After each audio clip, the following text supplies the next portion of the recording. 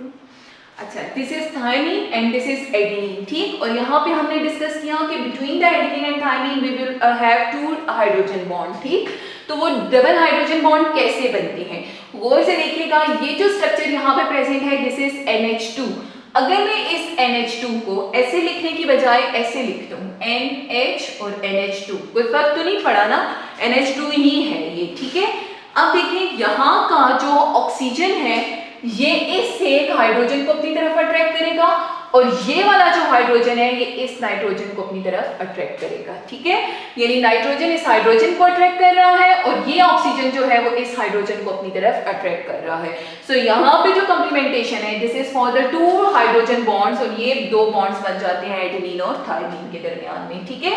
जबकि अगर आप बेटा यहाँ पे आए तो इधर आपके पास जो है वो 3 बॉन्ड्स बन सकते हैं, ठीक। वो 3 बॉन्ड्स कैसे बनेंगे, अगर मैं इस NH2 को सेम इसी तरह से लिखूं NH2 और इसको भी मैं इसी तरह लिख रही हूं NH2, ठीक है।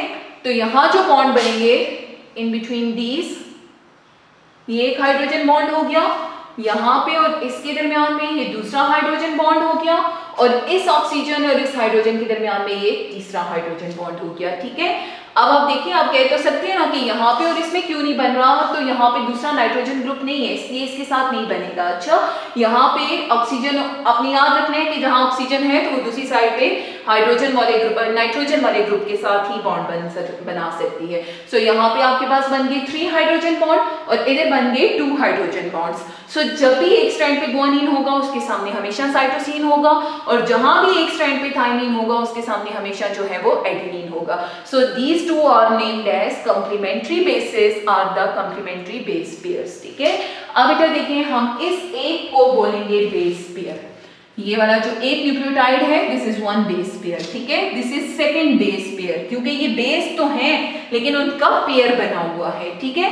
सो अब हम ये कह सकते हैं कि this double helical structure is form due to the hydrogen bonding between the electronegative and electropositive hydrogen elements, ठीक है।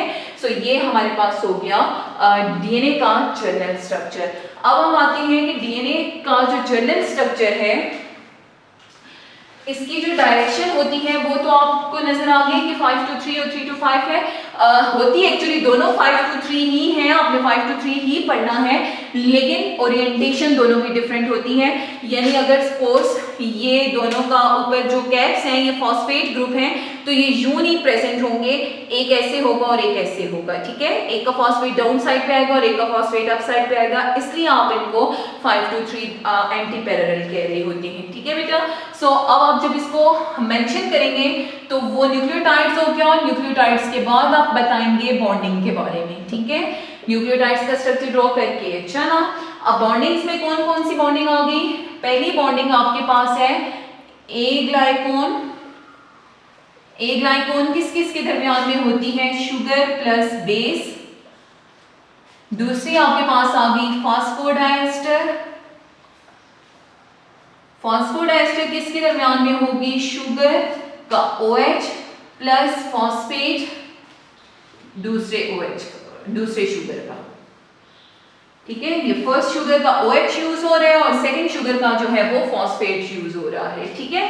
थर्ड जो बॉन्डिंग हो रही है वो आपके पास है हाइड्रोजन बॉन्डिंग। हाइड्रोजन बॉन्डिंग आप कैसे डिफाइन करेंगे कि bond between the attraction between the nucleotides or the nitrogenous bases of opposite strands, ठीक है। और फॉस्फोडाइएस्टर बॉन्ड को आप कैसे डिफाइन करेंगे, the bond between the 2 nucleotides of same strand. The bond between the 2 nucleotides of same strand, this is called phosphodiester bond. The bond between the 2 nucleotides of same strand, this is called the phosphodiester bond, ठीक है। The bond between the nitrogenous base and the sugar is called a glycone bond. The bond between the 2 nitrogenous bases are called hydrogen bond, ठीक है। अच्छा, अब एक MCQ है कि अगर आपके पास एक DNA का सीक्वेंस आपको गिवन है, कोई भी सीक्वेंस है, ठीक है, ATGCTA, इसकी डायरेक्शन है 5 to 3, आप इसका दूसरा स्ट्रैंड बताएं उसकी क्या डायरेक्शन होगी। सो क्या होगी बेटा, यहाँ पे 3 आएगा, A के सामने T आता है, T के सामने हमेशा A G के सामने C, C के सामने G, T के सामने A और A के सामने T, ठीक है। तो ये आपके पास उसका सेकेंड स्ट्रैंड आ जाएगा। So if one strand is given we can synthesise the other strand और we can draw the other strand, ठीक है। और दूसरी बात ये कि यहाँ पे मैंने रूल लिखा हुआ है कर्वन-चरगॉफ रूल। ये क्या कहता है कि आपके पास adenine will be equal to thymine, equal का साइन है अच्छा, and cytosine will be equal to guanine in DNA. यानी जितने एडेनिन होंगे उतने ही थाइमिन होंगे और जितने साइटोसिन होंगे उतने ही गुआनिन होंगे। दिस इज कर्वन-चरगॉफ रूल, जो कि एक्स-रे क्रिस्टलाइजेशन के थ्रू हमें पता चला था कि उसमें जितने एडेनिन थे वो ही उतने ही थाइमिन थे। अब एक क्वेश्चन है कि अगर आपके पास डीएनए में 20 एडेनिन है, डीएनए गिवन है, ठीक है, 100 बेस पेयर्स का अगर डीएनए है उसमें 20 अगर एडेनिन है तो आप साइटोसिन को फाइंड करें, ठीक है। तो बेटा आप किस तरह से फाइंड करेंगे, हालांकि गिवन आपको खाली एडेनिन है, आपने फाइंड क्या करने हैं, साइटोसिन। तो हमने क्या कहा चरगॉफ रूल के अकॉर्डिंग कि adenine will be equal to thymine and cytosine will be equal to guanine, ठीक है। यानी अगर आपको एडेनिन की रेशो पता हो तो आपको थाइमिन की तो पता चलेगी, साइटोसिन की पता हो तो आपको गुआनिन की भी पता चल जाएगी, ठीक है। सो एडेनिन अगर आपके पास है 20 तो लाजमी बात है कि थाइमिन भी 20 होंगे, ठीक है।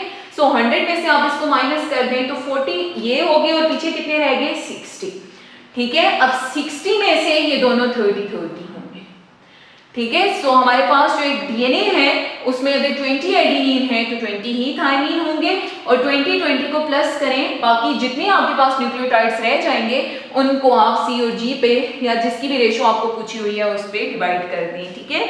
और इक्वल डिवाइड होंगे तो आपके पास उनकी इक्वल कंसेंट्रेशन आ जाएगी। लास्ट हमारे पास रोल्स ऑफ डीएनए हैं। तो डीएनए का क्या रोल होता है बेटा कि ये स्टोर करता है हेरिडिटी इन्फॉर्मेशन को और कैरियर्स यानी क्रोमोसोम्स के ऊपर प्रेजेंट होता है ताकि वो नेक्स्ट जनरेशन के अंदर ट्रांसफर होके इनहेरिटेंस को कंट्रोल कर सके या जो भी वेरिएशंस होती हैं उनको कंट्रोल कर सके।